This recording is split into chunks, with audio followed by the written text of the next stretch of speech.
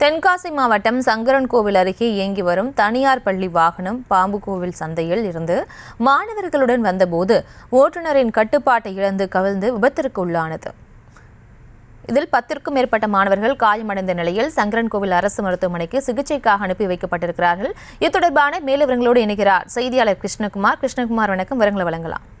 நிச்சயமாக பிரியங்கா, தென்காசி மாவட்டம் சங்கரன்கோவில் அருகே வீரசியாமணியில் விவேகானந்தா மெட்ரிகுலேஷன் மேல்நிலைப்பள்ளி என்ற பள்ளி ஒன்று, தனியார் பள்ளி ஒன்று செயல்பட்டு வருகிறது.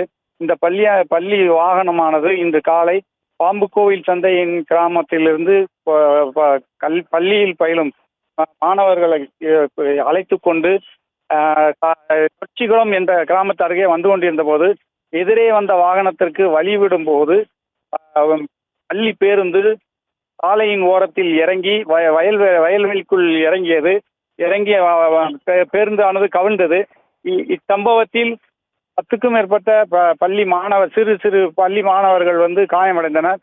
காயமடைந்தவர்களை 108 ஆம்புலன்ஸ் மூலம் சங்கரன்கோவில் அரசு மருத்துவமனைக்கு சிகிச்சைக்காக கொண்டு வரப்பட்டு அங்கு விவரங்களுக்கு நன்றி கிருஷ்ணகுமார்.